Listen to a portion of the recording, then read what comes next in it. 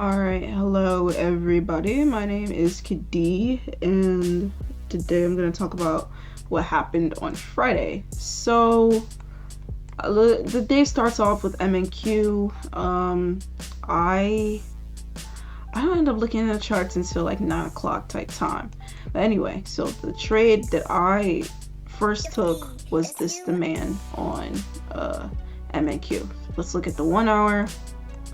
If you check the 1 hour, price, overall has been dropping. Price, let's check the 4 hour because you see it more cleaner. But price, like if you look at this, it looks like a double bottom, like a W here to potentially go back up again. So the 1 hour and the higher time frames was looking bullish, even though, the 200 EMA is like, kind of like, oh, would signal sells, but we're breaking structure and we're just continuing upside. So I have a bullish bias. So when that time comes, like an 11, so I'm not gonna lie, here on MNQ, this is a low probability. This isn't it because the last bearish candle is below that one, so that one fills it up. This is like not a high probability setup. But if you, let me go to NAS 100, like basically looking at it as a forex pair or like forex market, you'll see that it is a high probability setup. So when I saw that, I was just like, I'm gonna base it off of the NAS 100 chart rather than my Iron Beam MNQ, and I decided to go with it. So that's why I counted it, because I was just like, whatever. Now before this, I was like, tuned into to Doyle's private chat thing, and he was doing a live call, and I already was thinking about taking this demand. And then when I hopped in to the chat, Doyle was talking about, he was marking up this demand zone. So I was just like, oh my gosh, like, yeah, like, look at us taking the same thing. And I didn't even know. And then he was just like, yeah, I'm not in this. And I'm like, what? But he's like marking it up and for the people who are in it. And so even though he said he wasn't going to be in it, something like wait, it's like the open is close, so this is the 9 o'clock candle, but I didn't listen. So I was just like, whatever, I'm gonna take it. First of all, when I measured it up originally, obviously it was like 59, so I'm looking at that and I'm like, okay, that's not bad. 59 divided by 2, that's $30, that's fine. But then when I look back at the chart, it goes down in wicks, and then that's 75 ticks, so 75 divided by 2, that's 37, so like $38. Okay, so I'm like, okay, whatever. Put my 1 to 1, and it stops me out, like right there. like in 10 minutes. So I am hurt because my account when I woke up was at maybe 709, 716 or something like that, or anything. It was in the 700s. So me obviously losing a $38 trade brought me down to the 6s. So I wasn't feeling it. I couldn't deal with having my account go below 600 or go in 600 because of just like how long it took me to get to 700 mark. And that really plagued me because I realized, like, me starting from $600, if I like lost and it took me down to like 560, I would still feel bad, but it wouldn't feel too bad because it's like this was just the start.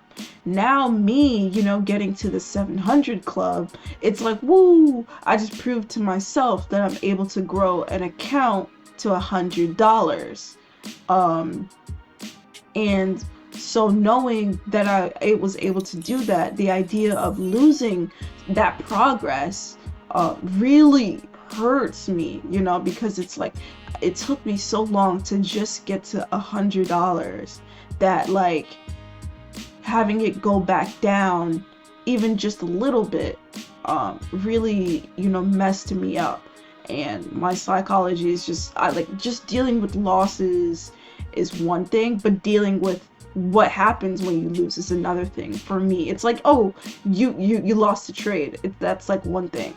But then looking at what your account balance is when losing the trade or after losing the trade is a completely different thing to me, and it's probably the worst thing that happens with losing. It's not just the fact that you lost. It's like, oh, like you lost and your money is like decreasing the amount that's in your balance.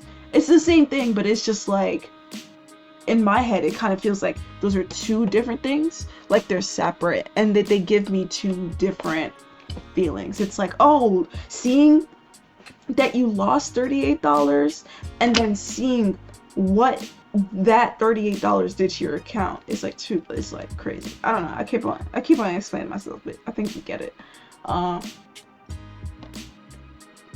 So, you know, obviously we know that like this week I've been an emotional wreck. Like after losing $100 in a day, I was just really emotional. And then that trade after the Thursday that happened, that I went in without predefining the risk until after I got into the trade, and then that's when I saw that, you know, I was over risking. But you know, it went in my direction, so I feel happy, but I don't feel happy because it's like I went against my rules. And so I got back to the 700 club, but it was just like I didn't feel too happy about it. And then, you know, that day I was just like, bro, like I don't even want to trade low-key on Friday, because I even before on that Thursday when everything happened, I was still thinking to myself like, yo, like this 700 can go down easily to back to 600, and that shit just really until today I'm still like, oh, about next week, like, ooh. But it's kind of like this shit could really, like, you know, really go the other way. So let's not really trade on Friday. Like, I don't really want to trade on Friday. And rather than listening to what I originally felt, like, yeah, I don't really want to trade because I don't want to ruin the progress that we had. You know, like we got lucky for that one, so it's just like I don't want to test it again. But you know what? That Friday, I woke up, took to the charts, and I took this trade and I lost. So imagine how I felt. An emotional mess, wreck, because I saw the trade and it's a good trade, but we were 30 minutes till market open, and we got news at 10, and I'm in the whole private chat and Doyle is saying wait, and I don't listen to any of the signs. And added on to that, you know, I was already emotional, and I said that like, oh, I probably shouldn't trade on Friday. So all of this, and then I take the loss, so obviously I want to trade again, revenge trading.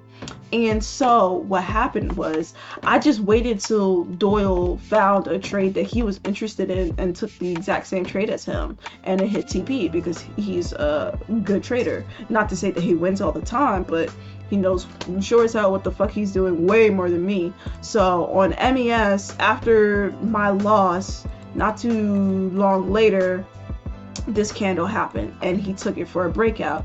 Now I don't normally trade breakouts because I don't really know too much about it, but I know that Doyle knows about it, and I know that Doyle's a good trader. So if he's in this trade, I'm gonna take it. And this trade could have lost. This trade could have easily lost. Like, anything can happen. He's not bulletproof to the fucking market. No one is. And so added to the $38 that I lost, plus this is a $65 trade, so let's do that. That is $103 at risk. That is literally the same situation that happened on Tuesday. That happened on Tuesday. I could have lost $103 today, and it would have put the account way further below. But I mean, obviously, you know, luckily, you know, this trade actually ended up hitting TP. And I closed it obviously, and then I was done. But no lie, I was a little bit thinking like I should trade. I wanted to trade. Like this week has just been such a, I don't know, just like so weird for me, because it's like why am I acting like this? And it's because I just want it so badly that it's like ruining how I feel about, and like ruining my logic and what makes more sense to do in the situation that I'm in. And I was journaling about it earlier this morning, and I was like my $80 daily loss limit, bro. It's a good thing to have, but I realized that's the one thing in my trading plan that is just so hard to deal with, because it's like when I lose, I want to trade again. Yeah, I do. Because as far as revenge trading, that's like something that is really present in me. Like and I want to lose if there's a good setup. I'm not somebody that takes a bad setup just because I want no, like if I'm taking a setup, it could still very well be revenge trading, but I'm waiting for all of the same stuff that I would wait for in any trade for the next one. Like honest, like seriously, it's like I know what I'm good at, I know what I like to see, and so I wait for it. I have the patience, but it's my fear of like losing that really gets in the way. And the interesting thing is, it's like when I lose, it's like, it's not like I feel overly defeated. I do feel like, damn, like I lost, but it's not like I think it's the end of the world after it, but within it does. Like every trade that I put myself into, I get scared. I genuinely do. I get so scared, and it's so annoying because I don't want to be, but I am. But yeah, this week has not been the best psychologically. I'm glad that I got myself out of a $100 drawdown, of course. But yeah, it kind of sucks. Oh, and for this trade, it covered my loss from the previous one. I set a TP, but my platform was weird and I was underground, and it was a whole situation. I don't know. But either way, it covered the loss and then some. No, and so I was like $2, up $2 for the day. So I checked my statement. Right now the account is at $719. So that's where we are starting Tuesday.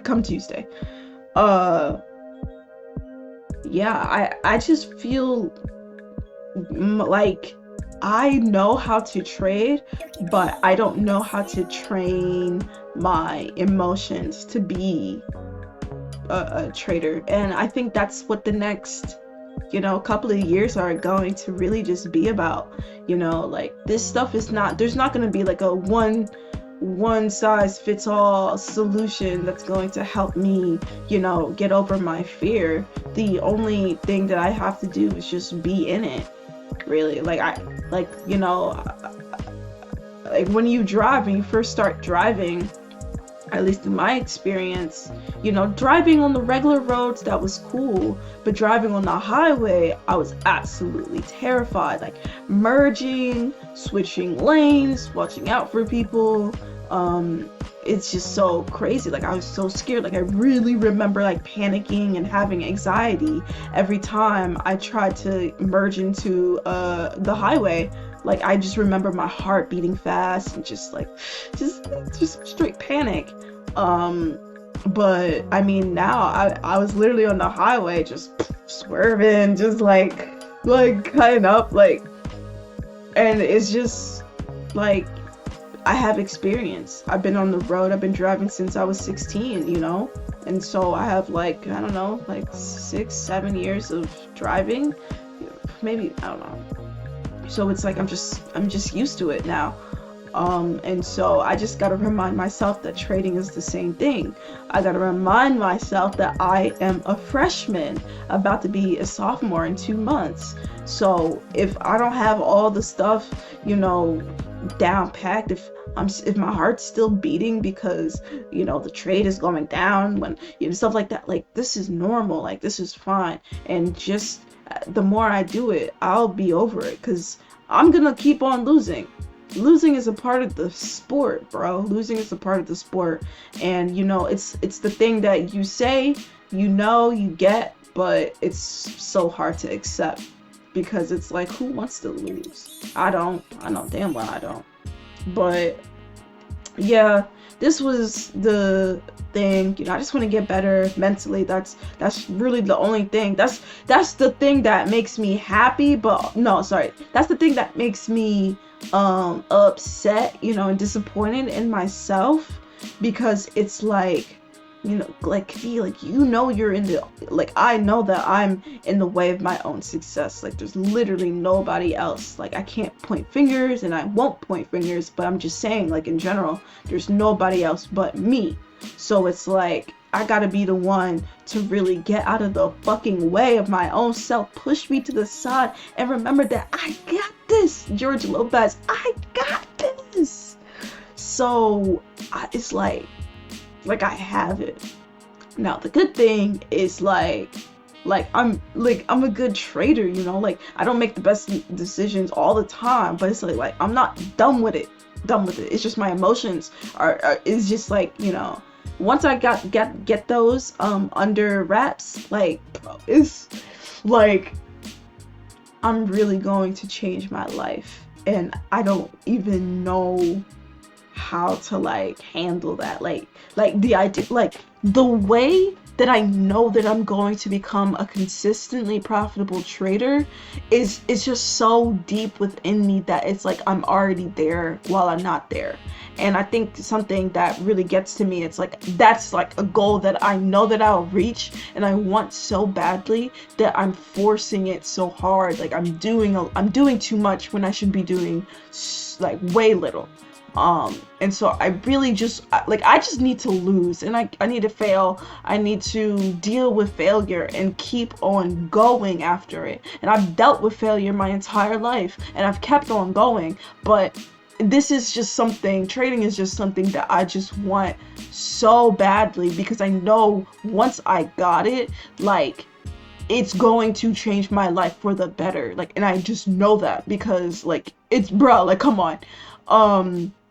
So that's the thing. It's just so much riding on it that, like, it just feels like I gotta do whatever. Like it's so much riding on it that there's just so much pressure that I'm like subconsciously putting on myself to get it. And I know that there's no timeline in this, but it's just like I'm just so hungry for it that I'm not like saying like, come on, like, when is it happening, when will I be consistent? But it's just like I'm just so hungry to be like good, just so hungry to finally fucking get it and just be eating and just grinding and working harder to get to our goals, at a quicker pace. Because it's like, once you got this trading shit down, like, money is gonna be coming in quicker than ever before, right? And so your goals, your financial goals, that is gonna be quicker to achieve. So it's just like, there's a lot riding on it under the surface that,